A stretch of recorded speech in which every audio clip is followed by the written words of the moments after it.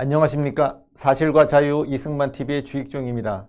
오늘은 어제 시행된 2020년 수능 한국사 시험 문제에 관해서 좀 한 말씀을 드리도록 하겠습니다. 오늘 SNS에 어제 치러진 수능 한국사 시험 문제에 관한 이야기들이 좀 올라오더라고요. 그래갖고 제가 좀 살펴봤습니다.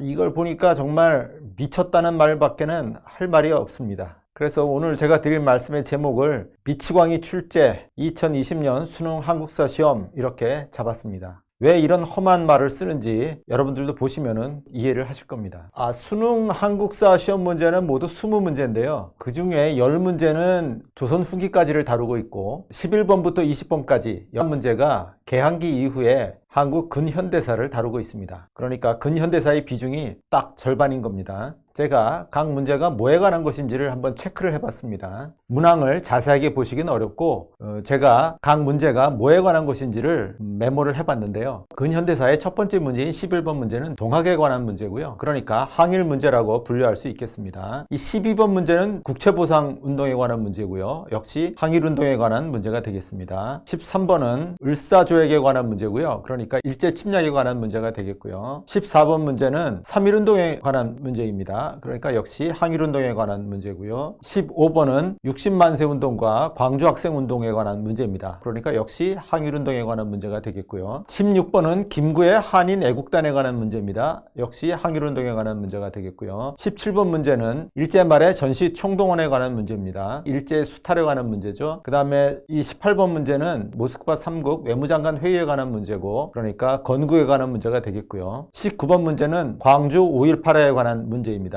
그러니까 민주화 운동에 관한 문제가 되겠습니다. 20번 문제는 남북 기본 합의서에 관한 문제고요. 그러니까 통일운동에 관한 문항이 되겠습니다. 자, 이 문제들을 분류를 해보면은 다음과 같습니다. 11번부터 17번까지 해서 동학농민운동, 국채보상운동, 을사조약, 3.1운동, 60만세 광주학생운동, 김구 한인애국단, 전시총동원, 이렇게 해서 10문제 중에 7문제가 일제 침략과 항일에 관한 문제입니다. 근현대 10문제 중에 70%가 일제 침략과 항일에 관한 문제입니다. 자, 한국 근현대사의 문제 중에서 일제 침략과 항일을 제외하면 거의 논할 필요가 없다는 얘기입니까? 시험 문제를 어떻게 이렇게 낼 수가 있습니까? 오로지 일본의 침략과 그에 대한 항일만 우리가 역사로서 배우고 기억해야 된다는 겁니까? 이건 정말 미치광이 출제라고 할 수밖에 없습니다. 시험 문제를 이렇게 출제하면은 학생들이 뭘 공부하겠어요? 당연히 일제 침략과 항일에 대해서만 집중적으로 공부할 거 아닙니까? 그게 아니라 하더라도 민주화 운동이니 또 통일운동 이거에 대해서만 공부를 하게 될 거예요. 학생들이 한국의 역사에서 오로지 일제 침략과 항일, 그리고 민주화 운동 또는 남북 통일 이것만 기억하게 하려는 그러한 아주 음흉한 의도로 이 한국사 문제를 출제했다고 할 수밖에 없습니다. 우리 한국 근현대사에서 일제 침략과 항일도 물론 기억을 해야 되겠지만 어찌 그것이 70%나 되는 압도적인 그런 비중을 차지하는 게 옳겠습니까? 우리가 아직까지도 일제 침략과 항일만을 기억하면서 살아야 되겠습니까? 그 이후에 건국, 호국, 그 다음에 경제발전, 또 민주주의의 확립, 문화의 발전, 얼마나 중요한 역사 과정이 많습니까? 그런 것들을 깡그리 무시하고 오로지 일제 침략과 항일에 관한 문제를 내므로써 학생들로 하여금 한국사에서 일제 침략과 항일만 기억하도록 하려는 것이 이번 수능 한국사 출제자들의 의도라고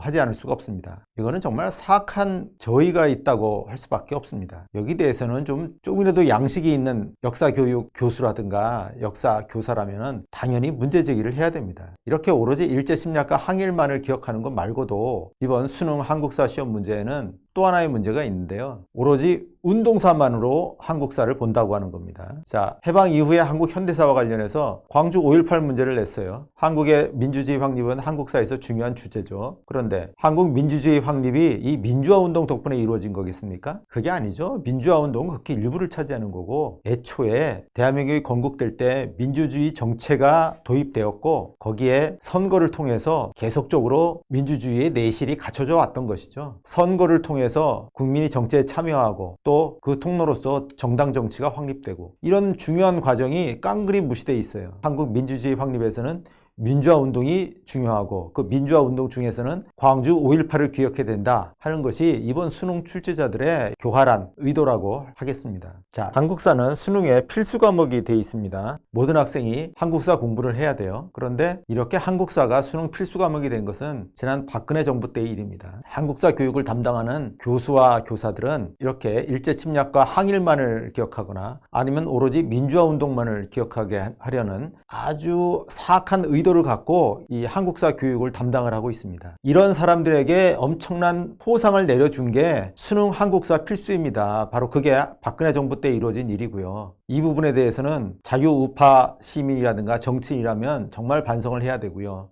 이 문제를 자유우파 시민사회와 자유우파 정치인들이 그대로 묵과할 수는 없습니다. 이 수능 출제를 담당한 교육과정 평가원에 대해서는 준엄한 추궁이 있어야 하겠고요. 많은 분들이 문재인 정권의 교육 담당자들 그리고 그 수족인 한국교육과정평가원 그리고 현재 한국 역사교육을 담당하고 있는 한국사 교수와 교사들에 대해서 준엄한 비판을 해주시기를 부탁을 드립니다. 이 문제가 자유우파 시민사회에서 중요한 문제로 다뤄지기를 간곡히 제안합니다. 네, 오늘 여기까지 말씀드리겠습니다. 감사합니다.